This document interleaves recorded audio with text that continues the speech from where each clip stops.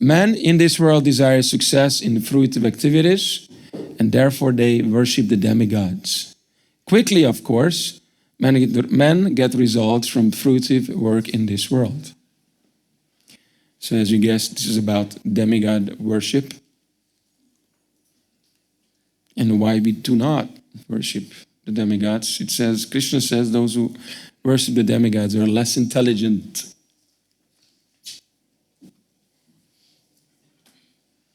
At least in the previous translation, it used to say less intelligent. Nice. Ever refreshing, ever changing purport. There is a great misconception about the gods or demigods of this material world. And men of less intelligence, although passing as great scholars, take these demigods to be various forms of the Supreme Lord. Actually, the demigods are none different from forms of God, but they are God's different parts and parcels. God is one, and the parts and parcels are many. The Vedas say, Nityo Nityanam, God is one. Nityo Nityanam, Chaitanas Chaitananam, Ekabonam, Yo Vediditikaman. What is it? Yeah. God is one. Nityo actually means the one eternal, and Nityanam and unlimited other eternal living entities. That's us, the souls, the jivas. God is one. Ishvara Parama Krishna. Everybody knows this verse, most of you. Can you say? Ishvara Parama Krishna Satchit Ananda Vigraha Anadiradir Govinda Sarvakarana Karanam. Ishvara Parama Krishna. Krishna is the Supreme Personality of Godhead. Sat Chit Ananda, he is eternally blissful and cognizant body. Adir Govinda, he is the first Lord, the primeval being. And Adir Govinda, he is the cause of all causes. Govinda.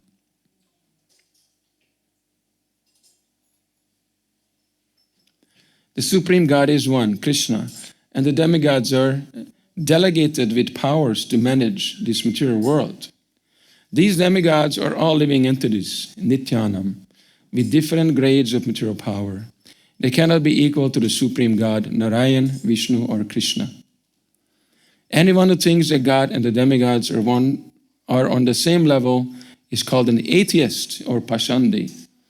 Even the great demigods like Brahma and Shiva cannot be compared to the Supreme Lord. In fact, the Lord is worshipped by demigods such as Brahma and Shiva, Virinchi Mutam. Yet, curiously enough, there are many human leaders who are worshipped by the foolish men under the misunderstanding of anthropomorphism or zoomorphism. Do you know this word, anthropomorphism? That means something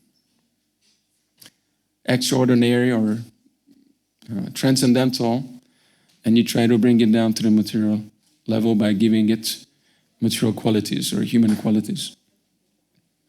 Basically try to bring God down and declare that he's just another human being. It's a whole philosophy behind it. So,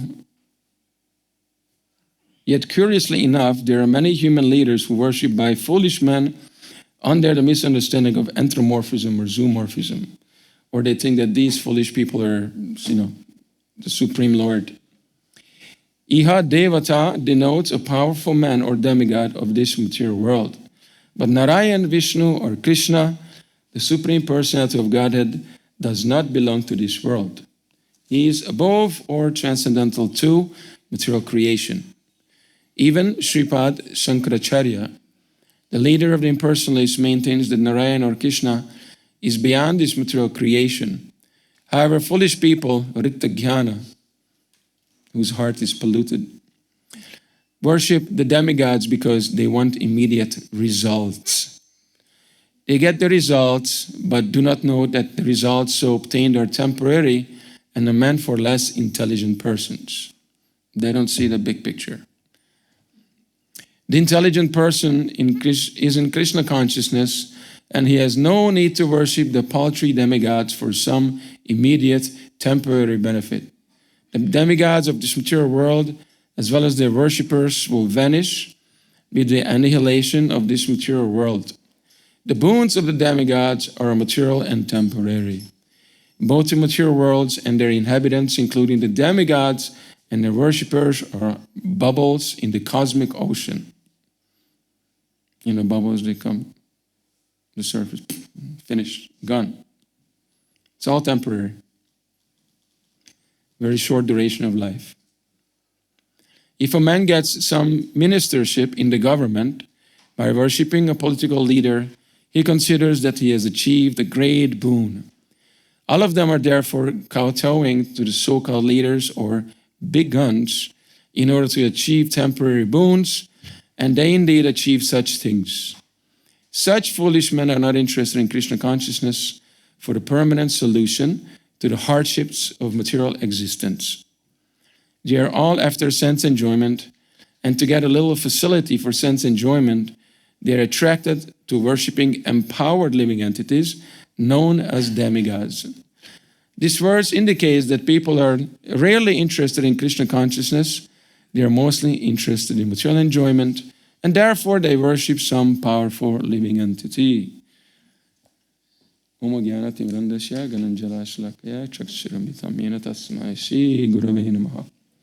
Namo Vishnu Padaya Krishna Prastaya Bhutale Shrimate Ramapada Swaminiti Namane. Namo Vishnu Padaya Krishna Prastaya Bhutale Shrimate Bhakti Vedanta Swaminiti Namane. Namaste Saraswati Devi Gauravani Pracharine Nirvishesha Shunyamari Pasyadeshatarine. Jai Shri Krishna Chaitanya Prabhu Nityananda Shri Advaita Gadadhar Shivas Adigaur Bhakta Vrinda. Hare Krishna Krishna Krishna Hare Hare Hare Rama Rama Rama Hare Hare. Jai. So I travel a little bit in the summer, and many of our Hare Krishna temples are filled with a lot of Indian devotees. And sometimes, I don't know here, but in the US, the Hare Krishna temple is just one stop until they go to the next Hindu temple, you know? And they lack the education or lack the understanding of who we are. Because many of these Hindu temples, they have this understanding that Krishna is condemning, because they worship the demigods. They have the understanding there are many demigods, Shiva, Brahma, Durga, etc. And Krishna, Narayan, Lakshmi. They all one and the same. Of course, this is rooting from the, conceived from the understanding that God is just light, impersonal Brahman, and these manifestations are just temporary manifestations. But when we separate Maya or illusion from the consciousness of the living entity, we become light, or we cease to be existing as a person, and then we merge into the light. So it doesn't matter which demigod we worship, because they're all the same.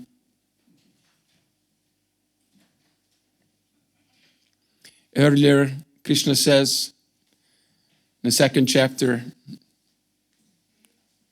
in the very beginning, that never, I eternally existed, nor you or me or all these kings were ever born, and they ever cease to exist. Everyone is eternal. So how can Krishna, as the Supreme Lord, eternally, the Supreme Personality, ever become a light, cease to exist as a person? He's defeating the Mayavad theory there. And so, I don't know about this temple, but I know as new people come, it's always a little bit good that if we bring up this point, please don't think it's all one. It's all one, It doesn't matter, after all. There's a joke we devotees we sometimes say, when a Mayavadi and a personalist, he goes into the pizza place and he tells the pizza guy, please make me one with everything.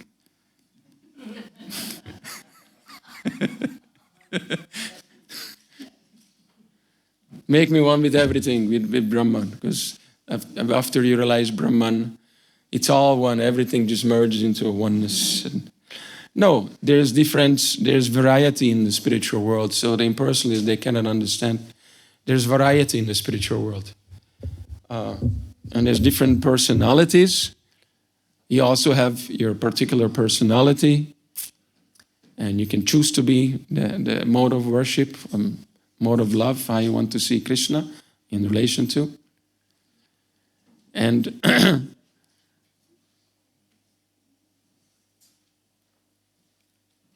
so these demigods are all one, they're all the same, is condemned here.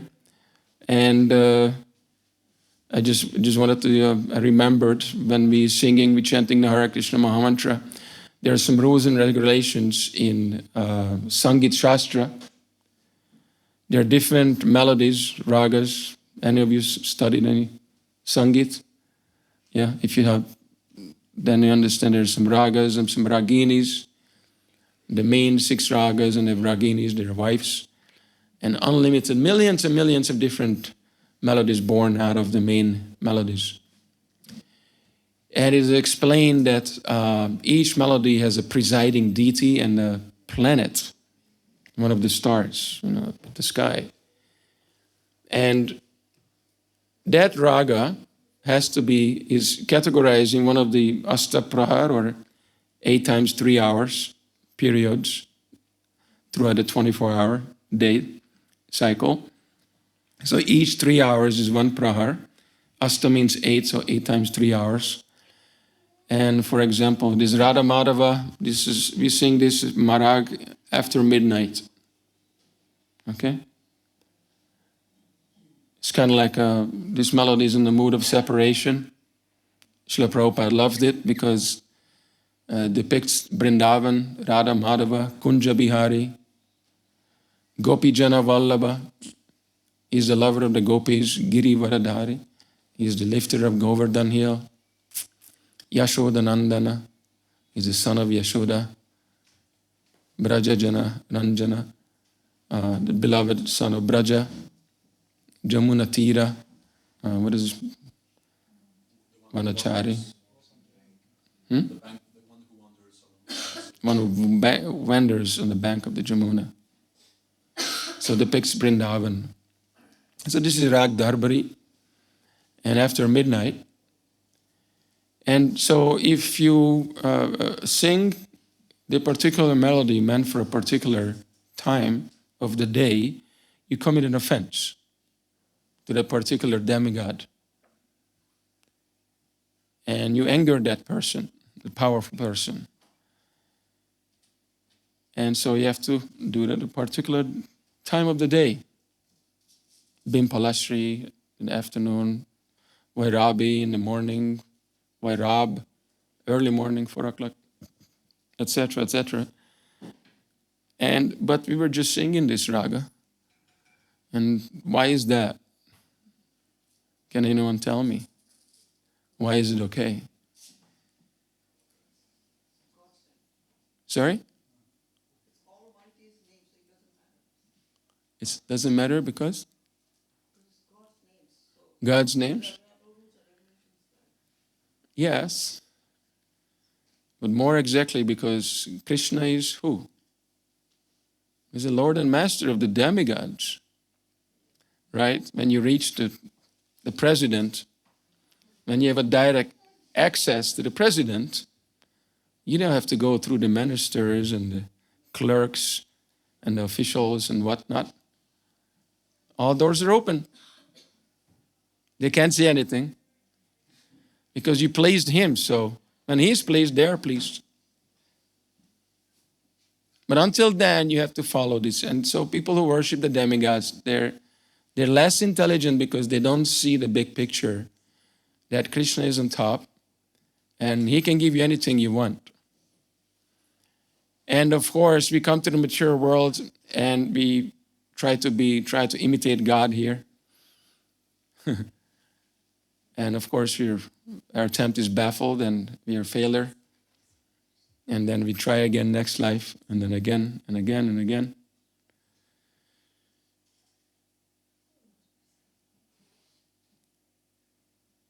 So someone who doesn't understand that we are not this material body, but we are spirit soul, part and parcel of the Supreme Soul, Paramatma, or Krishna, then he will identify with this body and he will seek material benefits from the demigods, which he can enjoy at the present moment.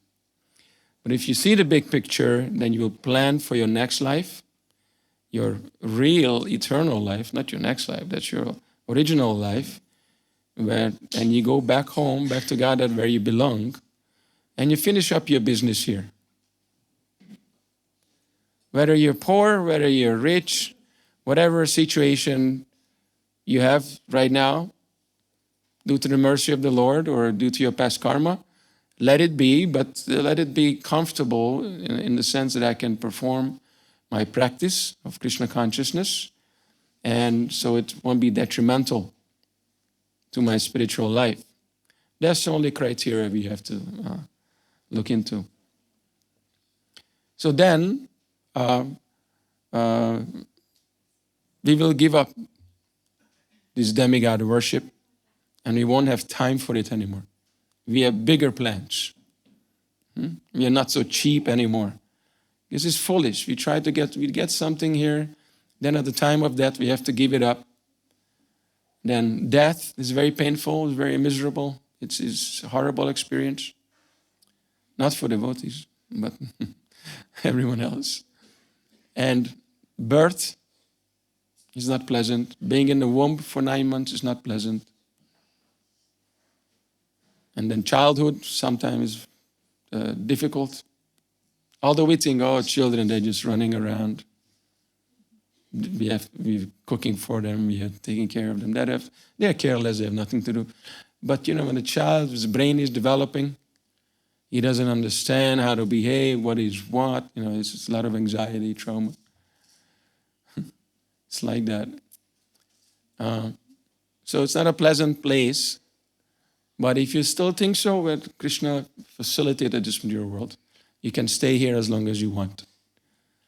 I want to go back home, back to Godhead. And Krishna is inviting. Prabhupada is inviting. He came here. He had fun with Krishna in the spiritual world in Goloka Vrindavan.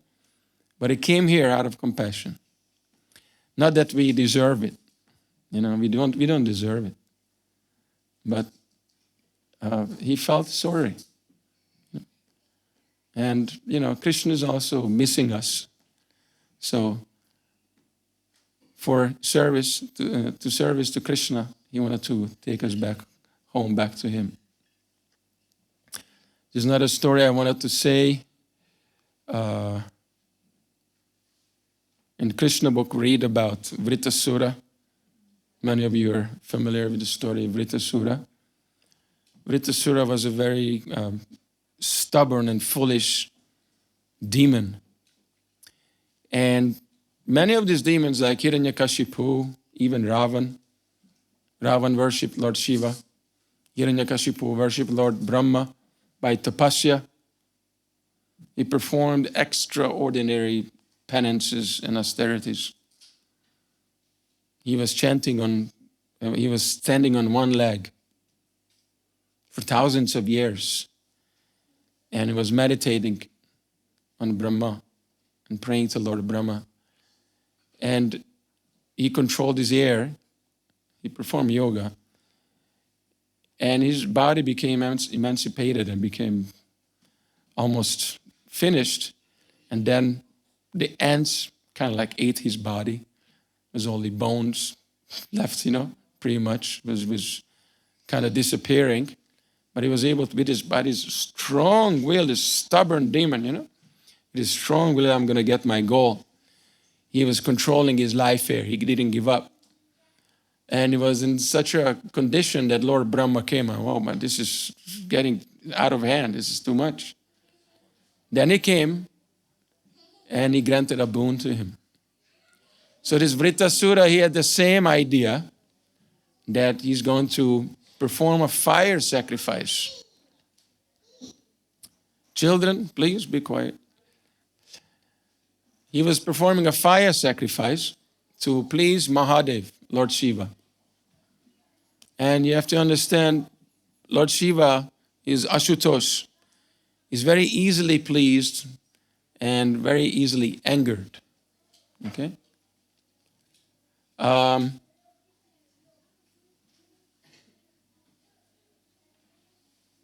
So therefore, what do we do when we have a fire sacrifice? Those of you, tell those guys to, how do you go?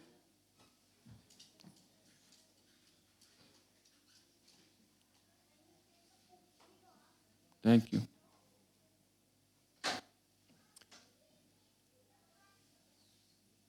Where was I?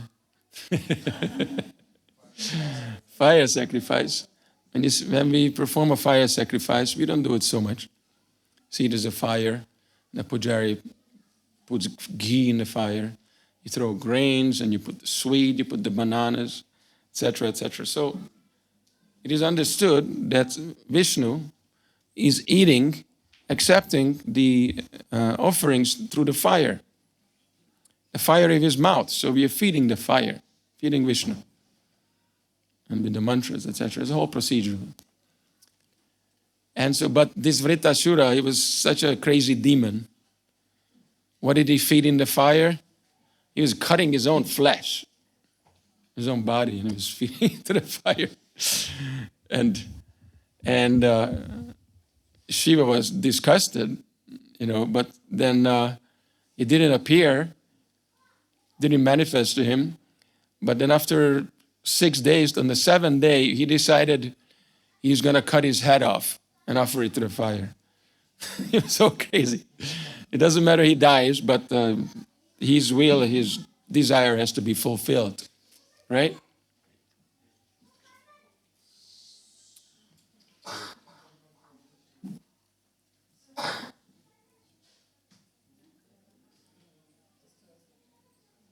Any parents here with the children? No, but the parents should take responsibility for the children. Anyway, so he decided he is going to cut his head off on the 7th day and offer it to the fire. So he went to take bath, was coming back from the bath and prepared himself. And then Lord Shiva appeared. And I said, what are you doing? You don't understand? You just have to offer me a little water. I'm Ashutosh. And I'll give you whatever you want. You have to cut off your head and chunks of your body. And then he said, oh, really? Okay, so yes. And Mahadev, Shiva said, yes, please, wish any boon, I will grant it. So he said, a crazy demon, he said, I want the power that whoever's head I will touch, it will explode. That was his desire. And Lord Shiva was obliged. And he says, yes, let it be. Let it be. So gave this boon to that demon. And the demon was thinking, okay, let me try it on you. And Lord Shiva I said, this is a great embarrassment. I'm going to be destroy the power of my own benediction, my own boon. So he had to flee and run for his life. And this demon was chasing him. And he went to all the powerful personalities of the material world. Who are they? They are the demigods. Okay? He went to one demigod, Brahma, Indra, etc., Ganesh, one after another. They could not give him shelter. They couldn't protect him. Why? Because they didn't have the power. Shiva is, we talked about this a couple of days ago. Krishna in Vrindavan, he has 64 qualities. Narayan in Vaikuntha planets, he has 60 qualities. Yes? Shiva has How many qualities? Anybody remembers? 54. So it's right under Narayan. And the demigods, they have 50 qualities, and the human beings like us. The difference is Narayan or Krishna, he has these qualities, not only 50, but 64. He has it in unlimited quantity. Unending. So therefore, nobody could protect him. None of the demigods, nobody had that power. Finally, he took shelter of Narayan. He went to Vaikuntha. And then Narayan, Vishnu, Krishna, he said, I will protect you. And he disguised himself as a brahmachari boy. He was in cloth. Everything's good now. Don't worry. Mataji, everything's fine. It's okay. Okay. Krishna came disguised as a brahmachari, as a boy. Okay, let's wait until everybody comes. This.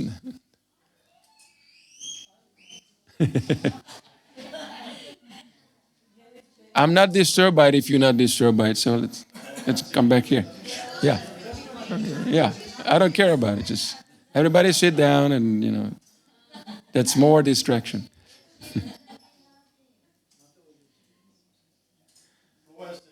Yeah, okay. So, Krishna came disguised as a brahmachari, and he walked up to the demon, and he says, I heard you chasing Lord Shiva. You look very exhausted, my lord. You must be very tired. You've been chasing him for planets and universes.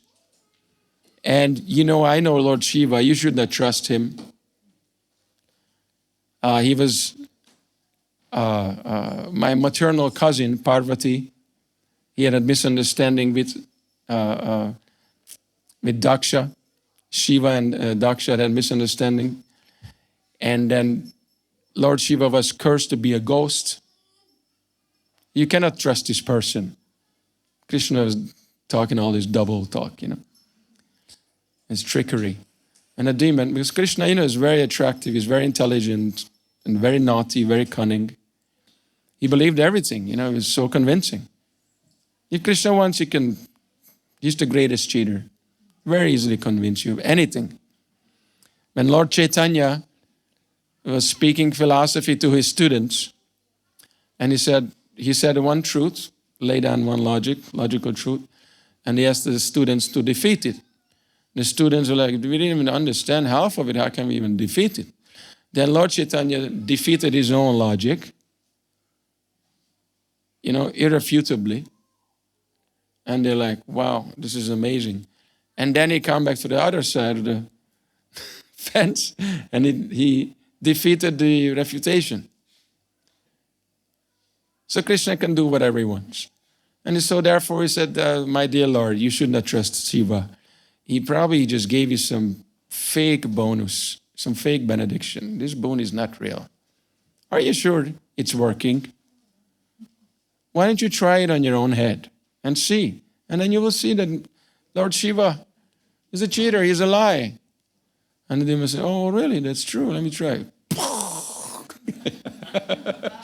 But so the moral of the story I wanted to say here, that nobody could protect Mahadev. And Mahadev didn't have the power. Then he is the highest demigod. He didn't have the power to protect himself. Only Narayan, Krishna, could protect him. So, this also establishes this superior or supreme position of Krishna.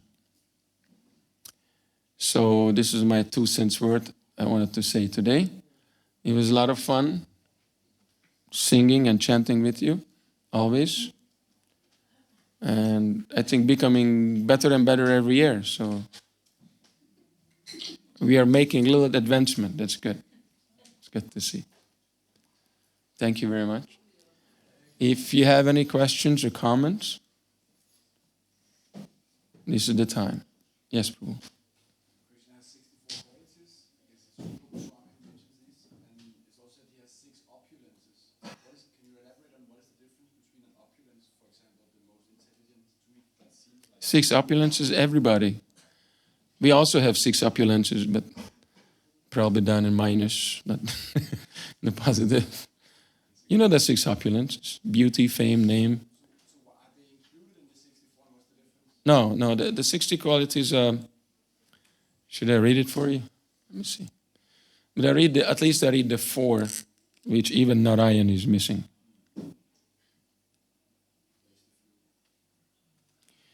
Yeah.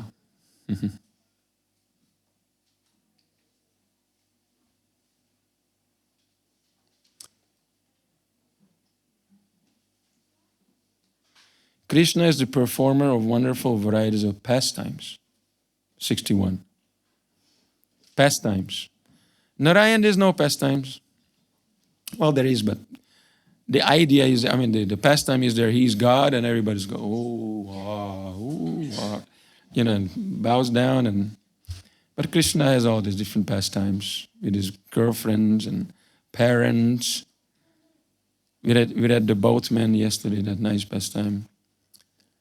Amazing, and full of rasa, transcendental mellows, What happened here?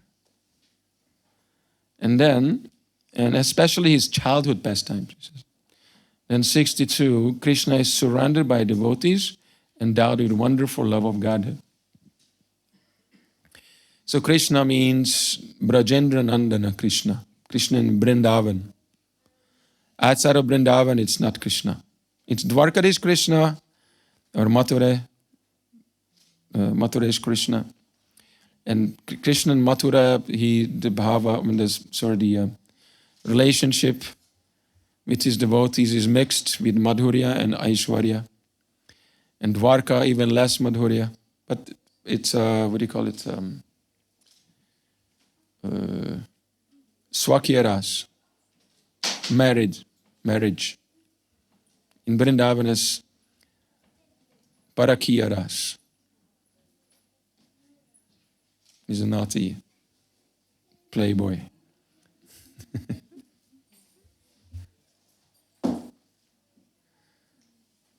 So here that means surrounded by devotees, that means surrounded by his Brajabasi devotees. 63, Krishna can attract all living entities all over the universe by playing on his flute. Sorry, this side.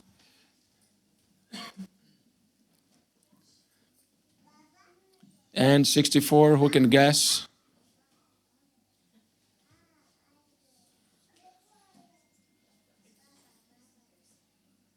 You guys were there in the class, you don't remember? Krishna has a wonderful excellence of beauty, which cannot be rivaled anywhere in the creation.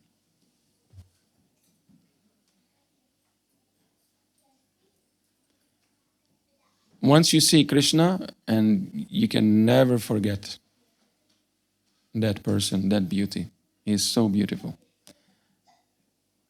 And Srila Prabhupada says, in one point he says, Krishna is not particularly beautiful, but when he's surrounded by his loving devotees, especially the gopis, he becomes very attractive. Their love, increases his ecstasy and his loving mood. It's all rasa. It's not some material beauty. Okay. Shri Prabhupada ki, Shri Gaura Nitai ki.